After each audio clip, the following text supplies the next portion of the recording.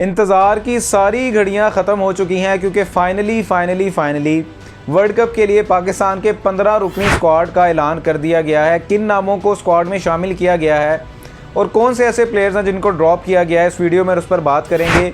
लेकिन उससे पहले अगर आपने मेरा चैनल सब्सक्राइब नहीं किया तो मेरा चैनल सब्सक्राइब कर लें। वीडियो पसंद आए तो लाइक कर दीजिएगा, शेयर कर दीजिएगा।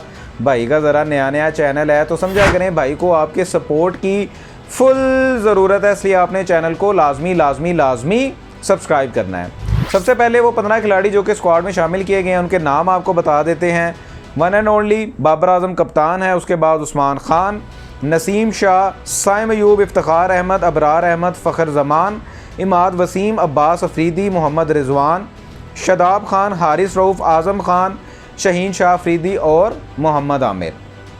एज़ एक्सपेक्टेड यही स्क्वाड है, यही प्लेयर्स हैं जो कि एक्सपेक्ट किए जा रहे थे कि शायद वर्ल्ड कप के लिए होंगे और ऐसा ही हुआ है। यही वो नाम है जो कि न्यूजीलैंड की सीरीज़ में भी थे, आयरलैंड की सीरीज़ में भी और अब इंग्लैंड के साथ जो सीरीज़ हो रही है उनमें भी तकरीबन यही नाम है और अब वर्ल्ड कप के लिए भी इन्हीं प्लेयर्स को शामिल किया गया है। सो एज़ एक्सपेक्टेड यही वो प्लेयर्स हैं, यही एक्सपेक्ट किया जा रहा था कि शायद यही पाकिस्तान का 15 रुकनी स्क्वाड होगा। ओवरऑल देखा जाए एक बैलेंस स्क्वाड है। ऊपर हमारे पास ओपनर भी अच्छे हैं, मिडल ऑर्डर में भी 2-3 तगड़े बैट्समैन हैं और ऑलराउंडर इमाद वसीम की वापसी हुई है, शदाब खान है और नीचे हमारा बॉलिंग अटैक है वो भी अच्छा रिदम में आ चुका है। मोहम्मद आमिर जो है उसकी भी वापसी हुई है। तो ओवरऑल एक बैलेंस स्क्वाड है, लेकिन स्टिल कुछ लोगों की रिजर्वेशंस हैं स्क्वाड को लेके कि इस प्लेयर को शामिल नहीं किया गया, इसको क्यों ड्रॉप किया गया, और वो हमेशा से रहेंगी क्योंकि ऐसा नहीं हो सकता कि हर क्रिकेट फ़ैन या हर एक्सपर्ट या हर एक्स क्रिकेटर की एक्सपेक्टेशंस के मुताबिक जो है वो स्क्वाड बनाया जाए। अगर इस तरह होगा तो फिर मेरा ख्याल है एक स्क्वाड में कोई 15,000 खिलाड़ी होंगे और स्टिल लोगों की जो है वो रिजर्वेशंस होंगी। तो ये सिलसिला तो चलता रहेगा, लेकिन ओवरऑल एक बैलेंस स्क्वाड है अगर देखा जाए तो। लेकिन एक क्वेश्चन यहाँ पे रेज़ होता है कि अगर यही प्लेयर्स जो हैं वो स्क्वाड में शामिल करने थे तो भैया जी हमें क्यों ट्रक की बत्ती के पीछे लगाया हुआ था, हमें क्यों इतना इंतज़ार करवाया गया है। मतलब आईसीसी की तरफ से जो डेडलाइन दी गई थी, जो डेड डेट थी, जो लास्ट डेट थी, वहाँ पर जाके उस डेट पे जाके जो है वो स्क्वाड अनाउंस किया गया है और एज़ एक्सपेक्टेड वही पहले वाले प्लेयर्स हैं।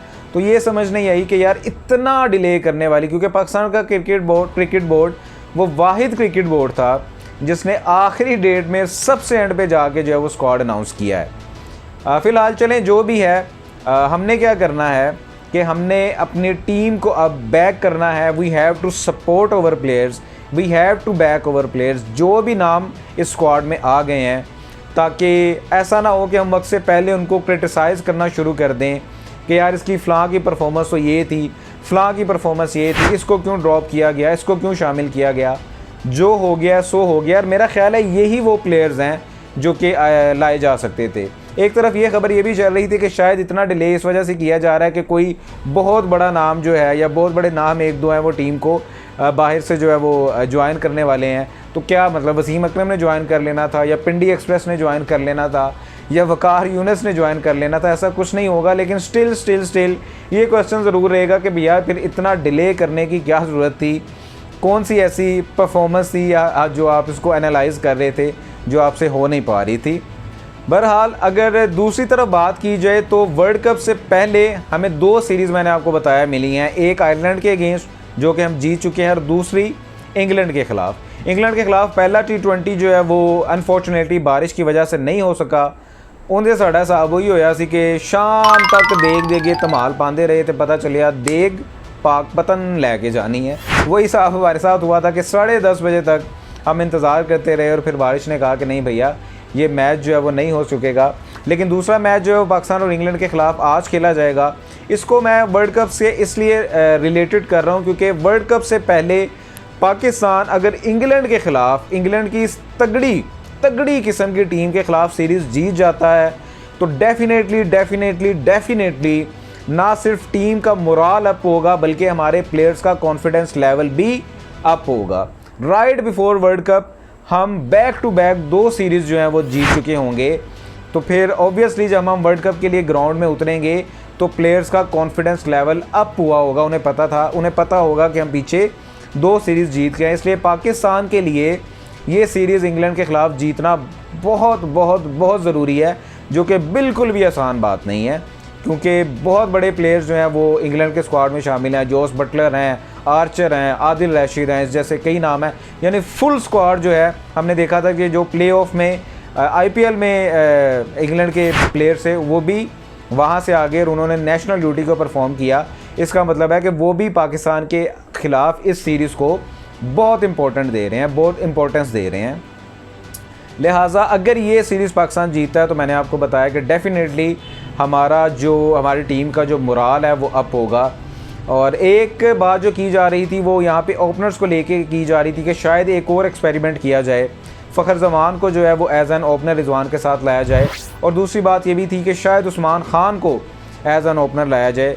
लेकिन अब गैरी क्रिस्टन, जिन्होंने रिसेंटली पाकिस्तान को as a head coach join किया है, उनकी और बाबर आजम की मुश्तरका एडवाइस यही है, उनका जो है यही मानना है कि साइम अयूब को एज एन ओपनर कंटिन्यू किया जाए, क्योंकि अगर अब उस पर इतनी इन्वेस्टमेंट की है तो राइट बिफोर वर्ल्ड कप मेरा ख्याल है ड्रॉप करने का कोई जवाब बनता नहीं है। लेकिन साइम अयूब को साइम अयूब को भैया जी अब नो लुक शॉट से बाहर निकलना होगा, क्योंकि अगर अल्लाह ना करे कि वो स्टिल परफॉर्म ना कर पाए तो भैया जी वो फिर लंबे अरसे के लिए खुड्डे लाइन लग जाएंगे। इसलिए उनको नो लुक शॉट से बाहर निकलना होगा। गैरी क्रिस्टन ने पाकिस्तान की टीम को ज्वाइन किया, एक बहुत बड़ा नाम है। हमें पता है कि गैरी क्रिस्टन की कोचिंग के अंडर इंडिया जो है वो वर्ल्ड कप भी जीत चुकी है, तो एक बहुत बड़ा नाम है। लेकिन हमें इन गैरी क्रिस्टन को भी टाइम देने की ज़रूरत है। ऐसा नहीं हो सकता कि अगर अल्लाह ना करे हम कोई वर्ल्ड कप में अच्छी परफॉर्मेंस नहीं दिखा पाते तो भैया जी उठा के यूँ फारिग करें। नहीं, अगर आपने एक्सपेरिमेंट करना ही था तो फिर गैरी क्रिस्टन को 8-10 महीने पहले ज्वाइन करवा लेते, ताकि वो टीम के साथ रहता, प्लेयर्स के साथ रहता, उसे पता होता कि कौन सा प्लेयर किस रिदम में है, कौन से प्लेयर्स की क्या परफॉर्मेंस चल रही है। लेकिन अगर आपने right before world cup experiment किया है तो फिर उसके लिए अब आपको गैरी क्रिस्टन को टाइम देना पड़ेगा। और वो पाकिस्तान के क्रिकेट के लिए बहुत कुछ कर सकता है, क्योंकि वो एज एन हेड कोच अपने आप को अपना लोहा मनवा चुका है, अपने आप को प्रूव करवा चुका है, अपने आप को साबित कर चुका है। इसलिए उसको टाइम देना बहुत ज़रूरी है।